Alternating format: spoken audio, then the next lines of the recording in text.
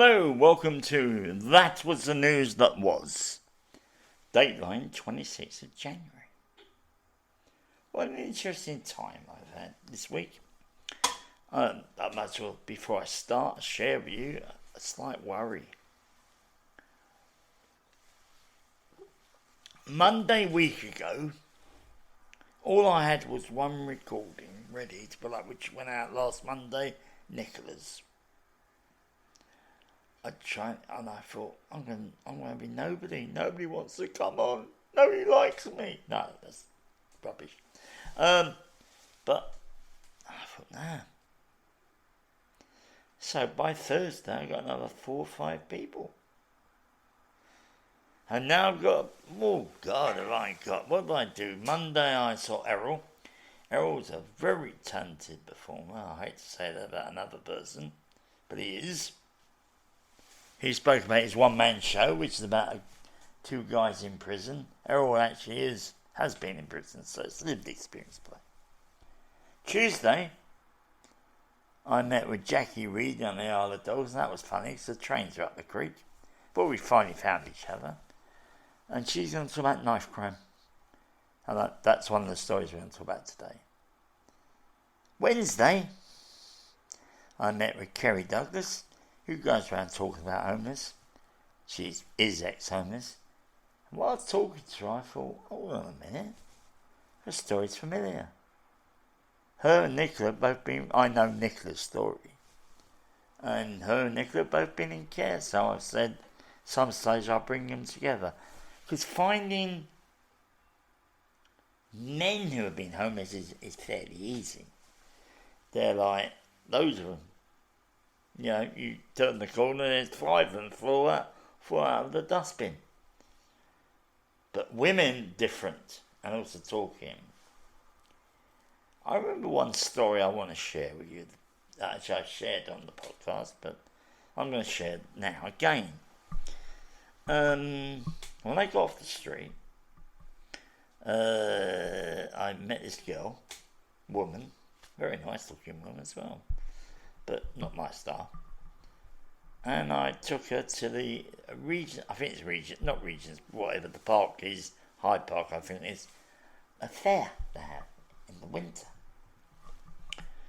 So we're walking through, and all of a sudden out of the shadows came this black lady. That's why I didn't see her, and I don't mean to be racist in any way. And I knew her from the day centre. And she was very pregnant. I knew she was pregnant when I got off the street. And I said, how are you? She said, I'm okay. I said, what are you going to do about the baby? I'll probably have it on the street. Didn't understand that one. And then the woman I was with touched my arm, and I looked somewhere, I turned around, she'd gone. I pray she's okay now, and this is many, it must be, God, 2008, 2009, I think it was.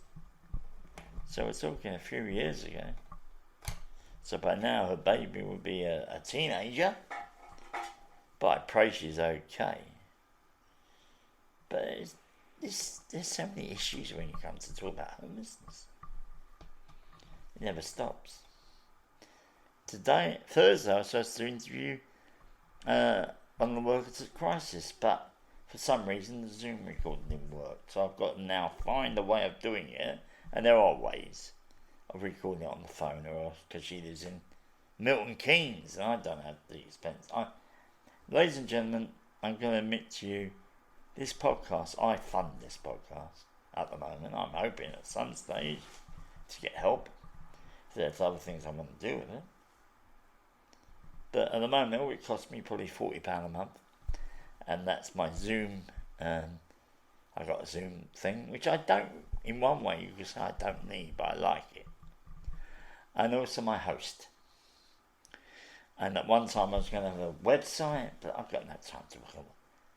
You know, it's like, God, Wednesday went mental. Doing emails, interviews, talking to other people.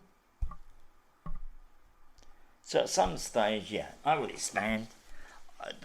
what my dream is, and I'll share with you now, is I'd like to travel the country talking to organisations, homeless people, really anybody about their situation. As you can see, if you listen to my podcast, I've covered quite a few different things.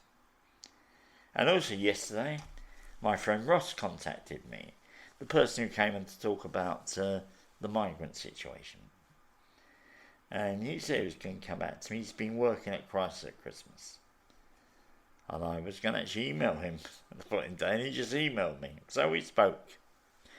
And he's going to come on and talk about a subject which not many people think about. And I've called it Who Are the Homeless? Because I'll tell you what, when I came off the street and went into the hostel, I felt I was no longer homeless. And when people spoke about homeless people, I thought they're the people on the street.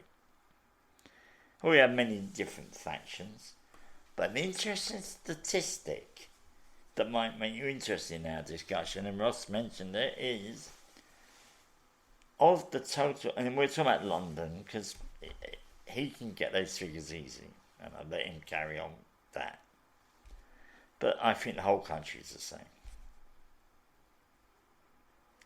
Is 6% of the homeless are living on the street.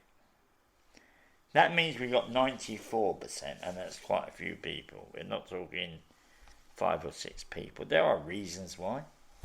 Matt Downing came to me as there's something called priority need. Also, you have to prove you're homeless. You can't just go into a place and say, "Excuse me, I'm homeless." They won't believe you. They'll go and check. They won't check once, they check a couple of times. There are stupidities about it. I'll probably bring it up when I talk to Ross. In that thing. So there's an interesting one coming up. I'm also, 2nd February, I'm meeting. What I do is I have an initial interview, discussion with the person. And on 2nd February, I'm meeting the CEO, I know his first name's Phil, I can't remember the last name, of New Horizons Youth Club, which is a club in London, because now the figures come out, there are 136,000 young people homeless. Imagine that. 136,000. It's ridiculous. So that'd be interesting. I've got other things coming up, but I'm not going to talk about them, but let's talk about today. As I said before, on Tuesday, and it's only because I've been trying to get this woman for ages, I did the interview about knife crime, and this Thursday morning, I got up early because I had several emails I had to catch up on. So I thought, while that's going on, I'll listen to the news. Also, they're saying about a bill going through Parliament. Like, as far as I knew, I thought that, carrying any sort of blade was illegal. But there are certain blades that are not illegal. It's something called a zombie blade, which I have no idea what it is. Maybe some of you might know. Let me know, please. Maybe it's from The Walking Dead, with zombies in it. Also, an interesting fact came out in this news piece, was that it's not illegal to have a sword. Excuse me, because they could be collector's items. But, somebody's got a sword, it's a dangerous instrument in my estimation, I suppose. I'm not sure what they call it. So why don't they do this? And this is my suggestion, is that if somebody has a sword, they must keep it in a case. Not outside, open, not anybody can grab it. But if they're transporting it, once again, it must go in a special case. So really, you can't really use it. I don't know if anybody realised it. I have a bit of history. I actually, as an actor, I had to learn this whole thing. If you notice when the woman, the blade is in the I think left or right, I can't remember what it is. Well, for left, right people would be in the left side when they do that. That's the side that they had the woman on the inside when they're walking along. Ah, isn't that nice? So today they did that, and then all of a sudden, Idris Elba come on. If you know Idris Elba, he was in Luther. He was actually in the 4 films playing Heimdall. And he spoke about that. I thought, and I'm not into getting big names. The biggest name I'd suffer is Matt Downey, you know, but that's... So I thought it'd be nice to get his viewpoint. I found his agent. I've emailed her. I sent an attachment to the latest newsletter. The list of what we've done so far, and I mentioned that. Let's see. I do not expect anything to happen. You've got to keep on trying, haven't you? But he was very passionate about it. See, one of my I was speaking to Neil afterwards. He said he believed he was born in the East End, but I thought he was born in Hackney. Sorry, there's a little bit of a inner rivalry for me anyway. When people say, I remember when Minder come on. And they said, Dennis Waterman has a great Cockney accent. And I thought, hold on a minute. He's up in Fulham. Cockney is where I am.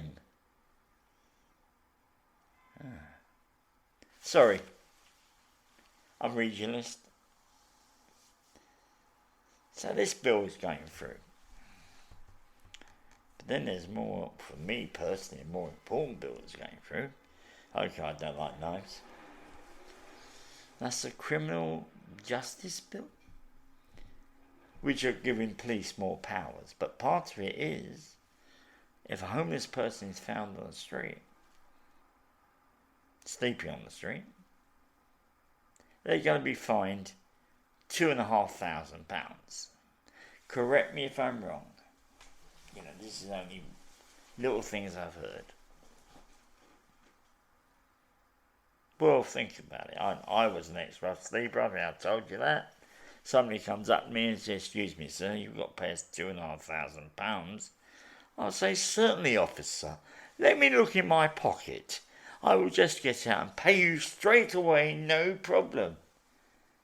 What a ridiculous idea. Maybe they think by making it law, it's going to prevent people from sleeping on the street. Hold on a minute. Can't sleep on the street? I'm going to be fined £2,500. What I'm going to do, and some guys on the street used to do this, I'm going to walk around all night and then sleep during the day. Because I'm sleeping during the day, it's okay because people sleep during the day. I think a lot of MPs sleep during the day when they're in Parliament. It beggars belief that that's what they're going to do. And once again, it's, what's the word? I can't think of the word. But it's actually anti-homeless people. But how many times, look at the migrants, what they want to do with migrants, and there's a story I want to talk about that. So what are we going to do? Are we going to allow this to happen? Write your MP, I'm going to say now. Actually, for both things, the knife crime and this, write your MP. See if you're going to change their mind. Because I couldn't believe when I saw the £2,500. Fine, yes, maybe £100. But even £100 is a lot of money. But I'm sure you people working would say, if somebody came up to you and said, excuse me, you've got to pay £2,500, you'll be saying, certainly I'll just go in my pocket and just give you £2,500. Stupidity, I don't believe. And it keeps on going. And we go back to the story of the migrants. And the latest is the UN have said these laws are really stupid. I don't... Sunak is putting all these eggs in that one basket. And it is, once again, I think I've said it, so history repeats itself. This is Brexit, when they were talking about all the people who are here taking our jobs. You may remember that? Yes, we're going to get 350 million or £1,000 a week. That will go to our health service. All these empty promises. Something's got to be done. I can't wait for the general election and that we get rid of the Tories, because it's now getting ridiculous. Also, once again, now Sunak is being told he's not very good at what he does. Well, he's not. So we'll see what happens. Now, you may notice I haven't put an overlying word to this, but I shall now. Common sense, I'll call it. The common sense about the knives, the common sense about a fine to a homeless person, which is beyond what they have.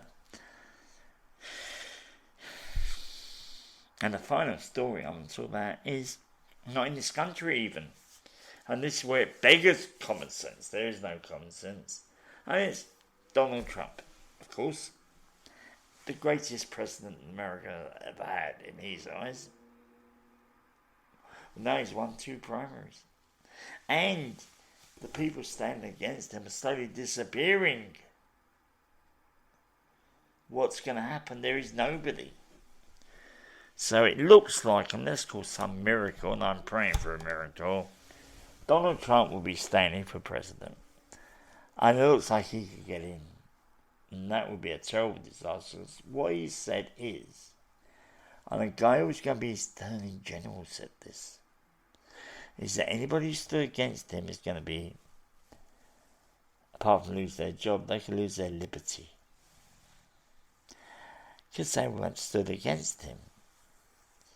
This is a man who has no sense, who talks and makes mistakes, but it doesn't happen. The problem is, now Donald Trump is about 77 years old.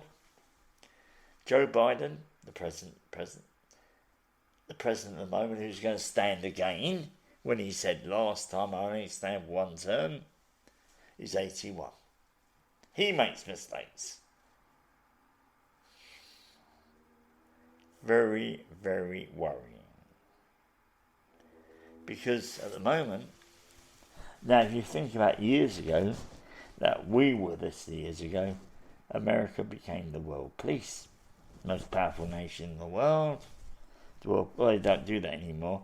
When the UN vote about Gaza come up, the Americans didn't want to vote on it. Our country abstained. Stupid. So what's going to happen now? And several people said, and even he said it, of course he would, Trump has said that if I'd been in power, there'd be no war. Nothing would have happened. What a load of bollocks. I'm sorry, I'm not going to attack this country because Donald Trump might be there. He's half a world away. But he's going to stop me now. No. There are consequences, I agree. But even then, this is all mouth. It is worrying. It is very worrying. Let me know what you think, please. Now, I'm going to give personal news. Me. Yes, I'm now 69. And I've been asked to give a short speech or an introduction to about podcasting the homelessness at the International Arts, whatever they're called. I can't remember the thing, what they're called completely, which I've known for a few years. I want to try and get them on. I've been given 10 minutes, I've been told. And that's easy enough, because what do I say? Introduce the 3 mainstreams, guest show, real lives and news. That's it. But I'm very interested, as some of you may realise, in lived experience voices. But I don't want, and I'm quite lucky, I've had this week people I don't even know. I'm waiting to hear from a couple of them, but one person was a worry. they came out, they wanted to talk about life-changing things. And what they said to me, I just turned around and I said, I'm not sure, but you had to bring me documented proof of what you said. I had to think about this podcast, but also I think, if I said to you now that I saw Nigel Farage walking around with a gun, some of you might believe me. And that would be terrible. So there's that. I've got quite an exciting, week ahead. Monday I meet with Ross. Tuesday I talk to Neil about universal credit, which is a continued thing. I've got a few other people next week. I'm going to be soon talking to the CEO of New Horizons Youth Club. Did you know there's 136,000 young people homeless? What do we do? So, and if any of you, and also I'm talking to a lady who works for a charity called Just Life. She's actually one of my first listeners, I know. That I didn't know. And she said, well, I bring on my lived experience lead as well. Brilliant. Let's get more people on. Let's get it. Because I can call Anthony back to talk about that. Andrew's quite busy at the moment. And there's loads of subjects I want to talk about. Homelessness and other things. So if you think you've got something you want to talk about, you can contact me on my email, which I'll put in the wording. But also, remember, it's your voice that's important. I want to say something, because I've had a bit of feedback from other people about some of my guests. I'm very careful what I say, I think. I say nothing overt. I'm tempted to, I'll tell you that. But it's language. And we all speak English, but the truth is, we don't speak English. We speak our own version. Side story is, I used to be a job club leader in the 80s. My job was interview techniques, of course. The other one was I used to give a lecture on the equal opportunities laws in this country. Now, I've done that. I've been doing that for over a year by then. So it's like it's off pat. Same things to say, same way of saying it. And that day the only people I had in the class was 6 Somalians. And I went through my usual spiel. And at the end, I turned around to them, and I always ask this question when I'm doing a class: do you understand what I said? I got blank looks. I could see the language, because the language I learned abroad in certain countries is the Queen's English, or the King's English now. In this country, we learn loads of little colloquialisms that we use. So I just changed my pattern. I said I'd do it again and change the way I presented it. So people have their own way with words. They're not communicate. I don't think I'm a communicator, so I do think about what I say. Although it's instinctive nowadays. But the words they use might not be the correct words. Really. I don't correct my guests ever. I don't tell them, hold on a minute, you shouldn't have said that, blah, blah, blah. No. This is the point, as far as I'm concerned. Any guest who comes on here is, well, I think it anyway, anybody who comes in I'm grateful for. But also I'm grateful for their honesty. So I'm not going to say, oh, you shouldn't use that word, because it's the word they're comfortable with. But not all of us are comfortable with all words that are being used. So I just want to say, I don't edit what they do. I don't judge what they do. The only time I'd stop it if they said something that was too out there. If they said, let's use an example. Nigel Farage goes around shooting people. Actually, there's a guy, Lord Tim or something, Professor Tim. He mentioned he was on the party of Farage's. As a councillor, they asked him to be an MP. And he turned around to Farage and said, what about the racism that happens here? And Farage turned to him, it's all a joke, it's all a joke. Well, it's not a joke to me. And it's not a joke to a lot of people listening. But we have to accept it. So that's it, ladies and gentlemen. I hope you enjoyed it. Now, if you want to make a comment, email me at standoutspeakoutuk@mail.com. Also, maybe you'd like to come on. Contact me. We'll talk about it. There's very few things I won't cover. There was, this week I had somebody come to me and I will share. I hope he doesn't mind. You won't never meet him. I'm still waiting for him to come back. And what he originally emailed me was about life-changing things. I thought that was interesting, but I said I need to know more. He came back and he talked about the DWP's mental health and DWP's surveillance of people. Now that might have come from this thing of them checking bank accounts, which I've heard they can't do anymore. But the next part of the paragraph was, and the 300,000 people died because of it. And I thought, number one, I think if there'd been that much, I would be aware of it, and a lot of people would be aware of it. But also, so I said to him, I'm not sure it's the right thing, but I'm willing to talk to you and let's see. But if you're stating this, I will need documented proof. Because what comes on this program is very important to some people. And I'm not GB News. Right, where they come on, oh yeah, this is it.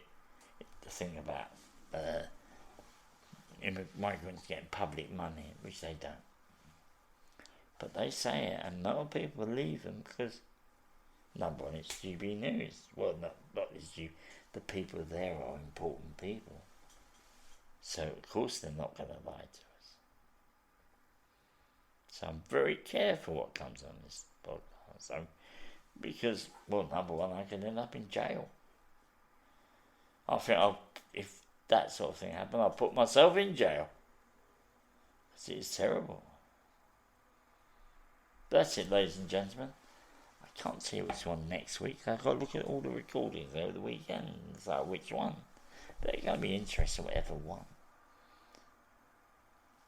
And, as I said before, you're my listeners. I thank you for listening. And if you have any points to make, just contact me and I'll do it. So, I'm going to wish you a merry weekend and bye.